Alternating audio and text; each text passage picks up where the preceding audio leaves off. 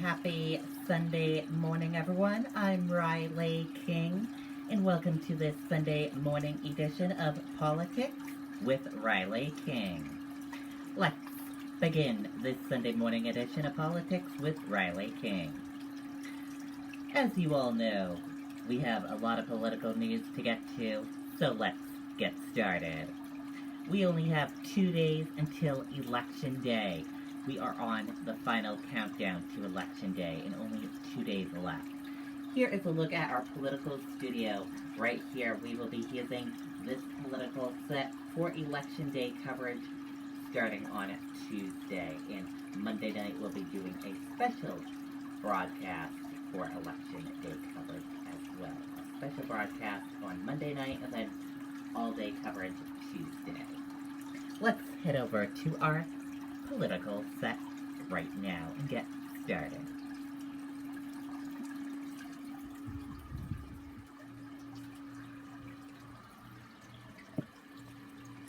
And welcome to our political set, everyone. And let's begin our broadcast of Politics with Riley King. First up, Commitment 2020 Programming Note. Election coverage from WMUR. Let's take a look at that. It's the extended coverage beginning Monday at 7 p.m. Let's take a look at the video right now.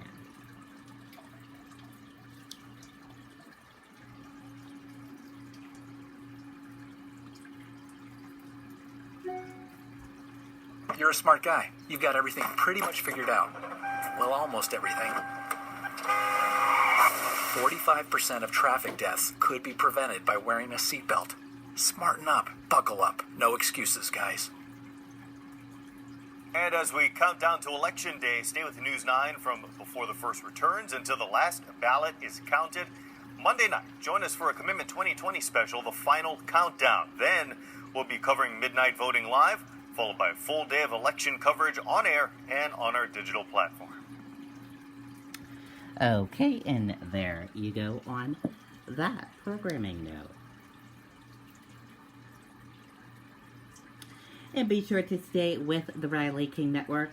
We will have a special on Monday evening for a voter guide special before you head to the polls on Tuesday.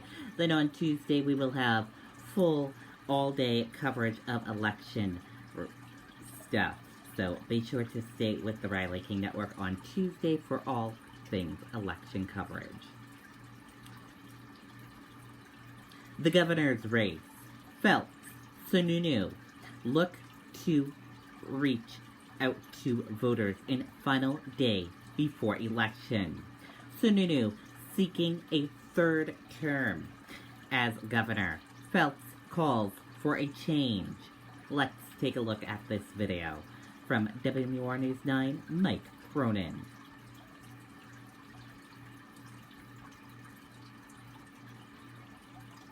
You're a smart guy. You've got everything pretty much figured out. Well, almost everything.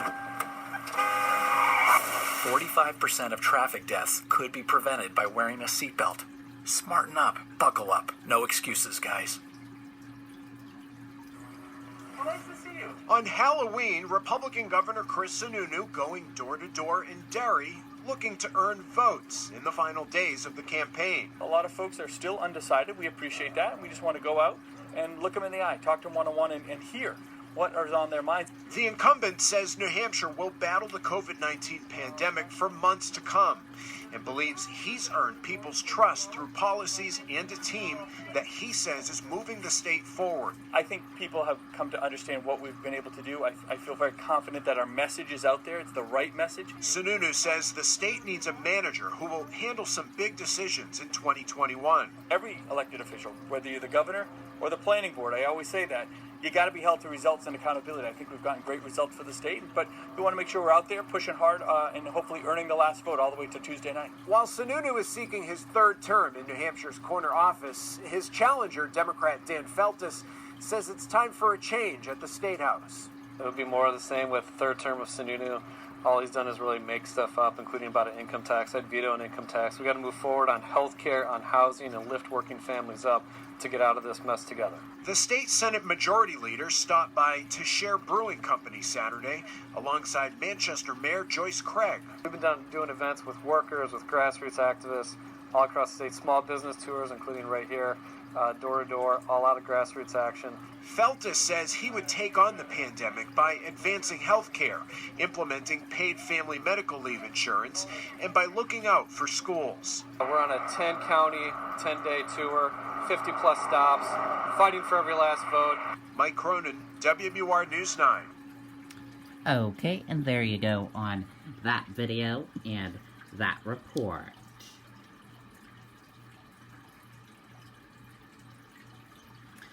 Elizabeth Warren, senator from Massachusetts, was in New Hampshire yesterday.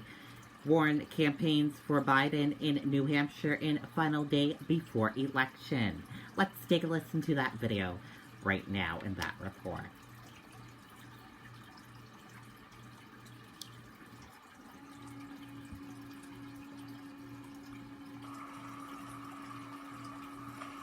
Warren campaigns for Biden in New Hampshire in final days before election.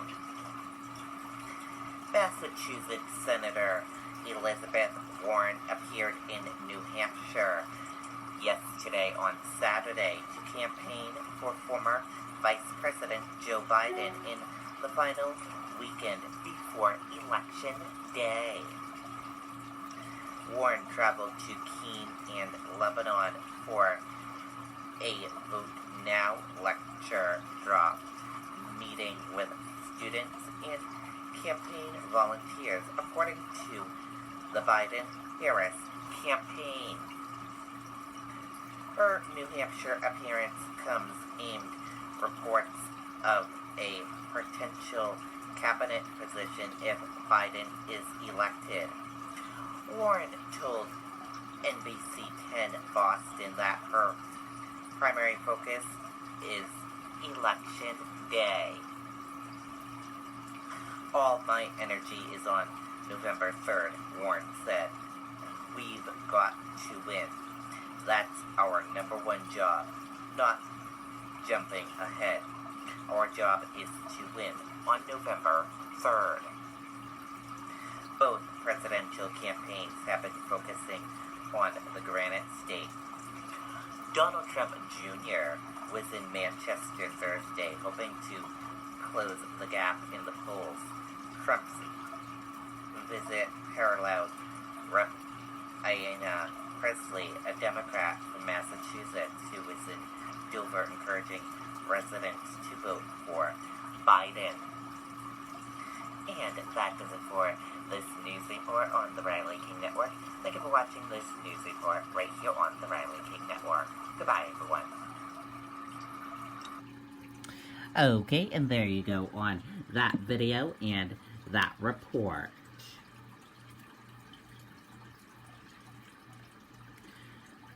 "14 key New Hampshire cities, wards, towns to watch for early signs of final results after polls close on Tuesday." Let's take a look at the key areas.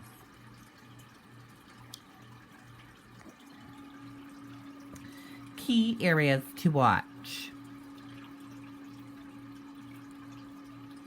Let's take a look and read this article. I'll let you guys read this article.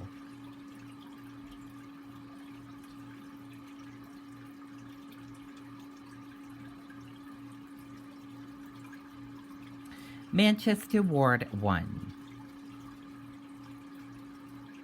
Manchester Ward 6. Manchester Ward 8. Milford. Amherst. Bedford. Durham. Portsmouth. Rochester. Claremont. Laconia. Conway. Swansea. Bow. And if you want to read that article again, We will share it with you on the Riley King Network Facebook page right after this broadcast. Will New Hampshire's 4 electoral votes matter? Experts say it's possible, and here's why.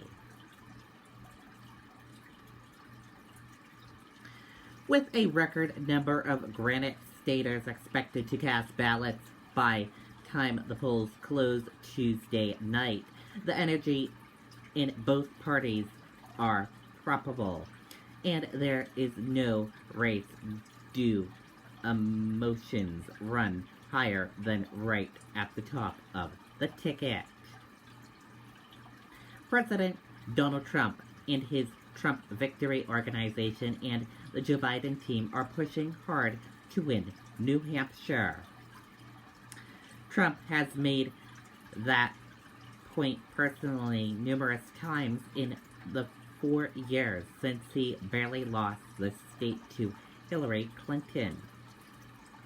He appears to have taken it personally, and so have his top New Hampshire supporters. In 2016, we divided party and we lost the state by 2,736 votes. Top Trump campaign advisor Corey Lewandowski told WMUR in late September. The president is taking it personally. I'm taking it personally. That sentiment hasn't changed in the closing months and weeks. The president has had 3 rallies in the state since late August, including 2 in the past month, and while it's unlikely, given the battles being weighed in the states with large electoral prizes, it's not out of the question that he'll make another appearance here before the polls open Tuesday morning. Vice President Mike Pence has also visited the state several times, and the Trump campaign has brought in steady stream of top surrogates, including Karen Pence on Friday and Donald Trump Jr. on Thursday. Biden has not been in the state during the general election campaign, and as of Friday night had not held a virtual event. Anything is possible in the final days, but several top state Democrats told WMUR in recently as Thursday night not to expect him or running mate Kamala Harris to make an appearance. The Biden campaign has rallied on its own army of surrogates, such as Senator Kamala, Amy Klobuchar, and 3 Massachusetts members of Congress, U.S. Rep. Ayanna Pressley, Senator Ed Markey, and Elizabeth Warren, just in the past week.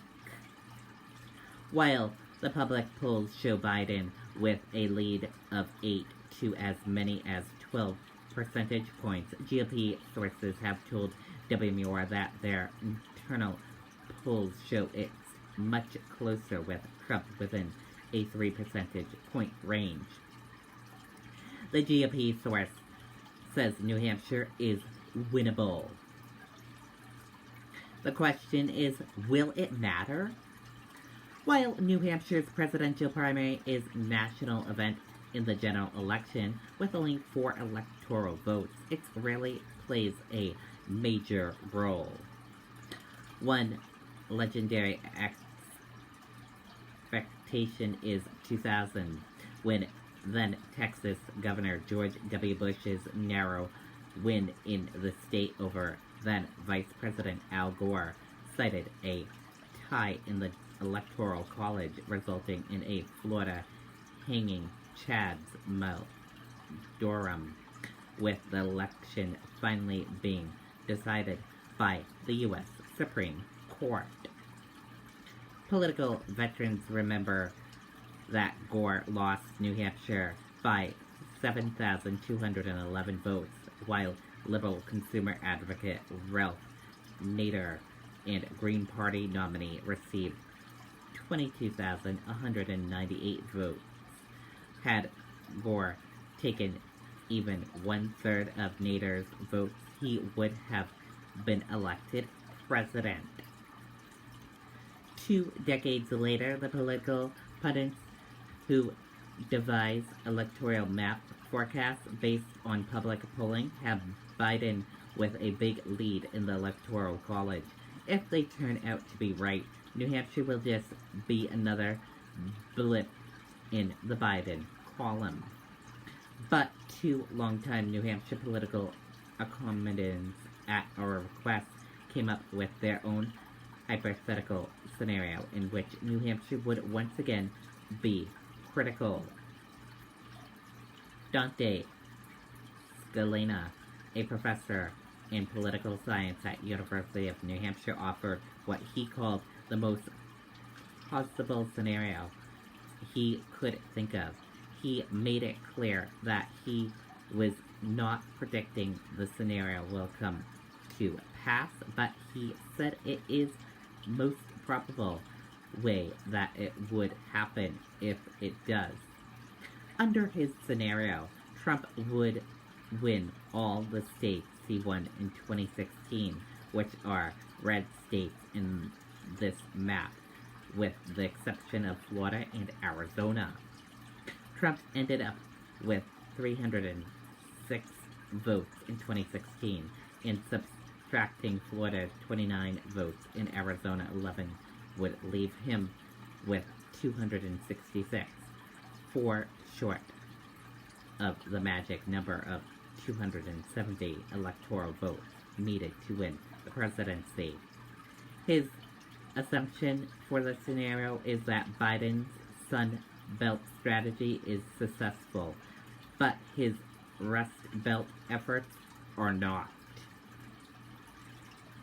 In Scalena's scenario, Trump would win Pennsylvania, Ohio, Michigan, Wisconsin, and Iowa, all of which are currently leaning toward Biden, or a toss-up. It's a long shot, but not out of the question. The unknown facts, if this scenario were to play out, what would it mean for New Hampshire voters? Trump would be more likely to win the Granite State and be re-elected. Wayne, a vice president of academic affairs and professor of political science at New England College, said that looking at the current map, Trump would have won several states that are in the lean Biden and toss-up column. If Trump were to win Florida, North Carolina, Ohio, and Pennsylvania, and Iowa, and Biden were to hold on to his leads in Wisconsin and Michigan, then New Hampshire is the difference maker, he said. The bottom line, he said, is with every state that the president wins, that seems now to be the Biden's column. New Hampshire's important increase for both campaigns.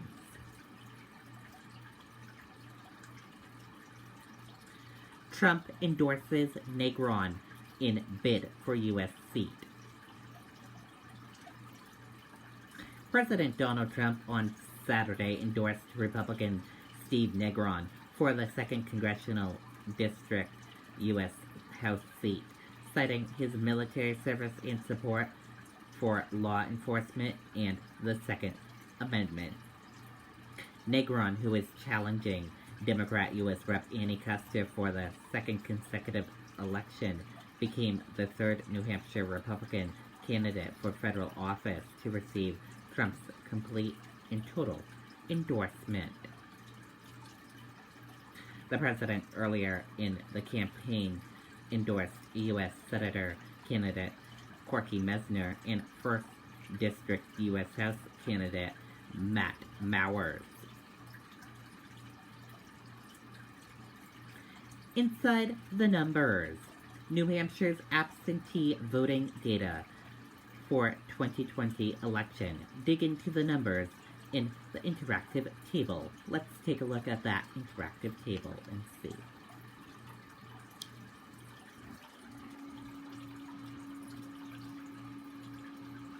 (2020) absentee ballots. On September 29, this is how many requested for absentee ballot. October 6th, this is how many got requested. October 13th, this is how many. October 20th, this is how many. And October 27th, this is how many.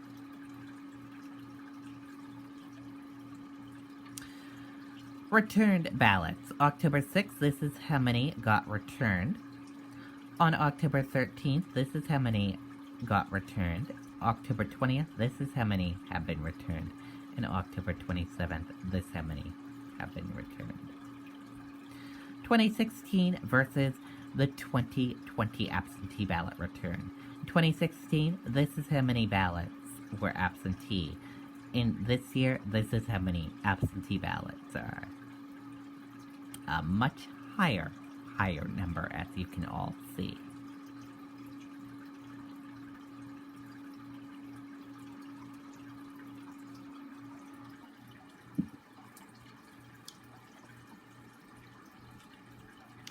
Trump and Biden focus on Midwest battleground states. Let's take a listen to that video from ABC News.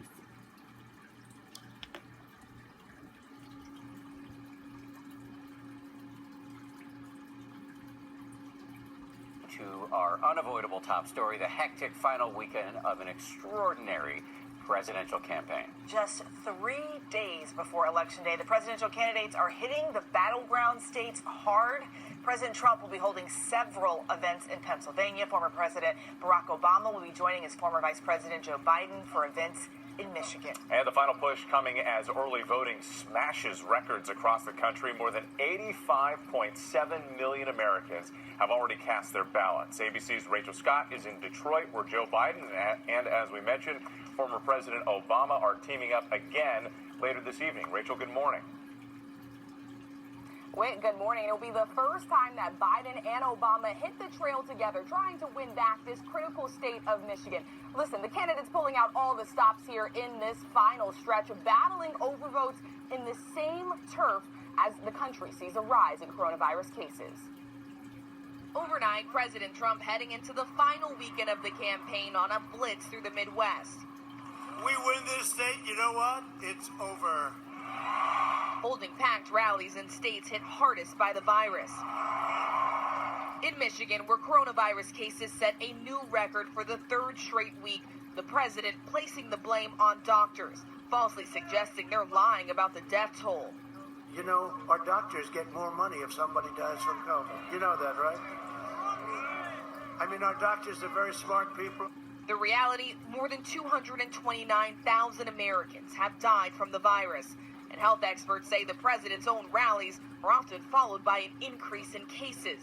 No social distancing, few masks in sight. The president sometimes mocking those who do wear them. On Friday, he singled out Fox News host Laura Ingraham. I can't recognize you. Is that a mask?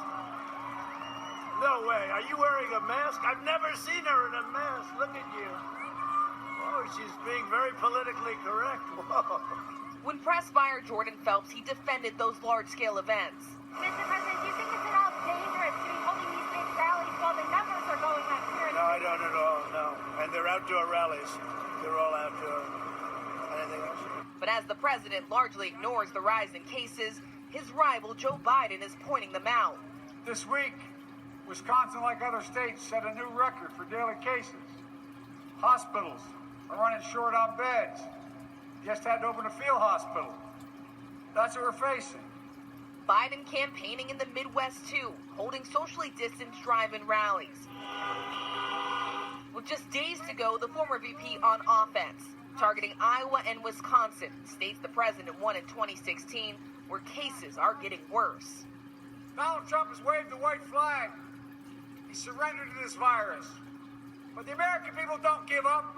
And as the U.S. hit another grim milestone, 97,000 new COVID-19 cases reported in a single day, the president blasting Democratic lawmakers for limiting his crowd size. There are at least 25,000 people who wanted to be here tonight. Your far-left Democrat Attorney General Keith Ellison and your Democrat governor tried to shut down our rally. silence the people of Minnesota and take away your freedom and your rights. And with the race intensifying, the vice presidential candidate's on a swing through the Southwest. On November 3rd, we need Arizona to show America that this is Trump country. It is time that we reject hate and division and unify as a country. And the candidates are now focused on turning out the vote. More than 87 million Americans have already casted their ballot. And President Trump, keeping with that aggressive campaign schedule, he will be back here in Michigan tomorrow. He's holding 10 rallies in this final stretch. Dan? 87 plus million Americans have already voted. Rachel, thank you so much. Well, hey there. Okay, and there you go on that video and that report. And again, don't forget to join us for our special tomorrow evening. And don't forget to join us on Tuesday for complete election coverage right here on the Riley King Network. Thank you for joining us for this Sunday edition of Politics with Riley King. Have a great rest of your Sunday, and have a great week ahead of you, everyone. And only 2 days left until we go to the polls and vote. Goodbye, everyone.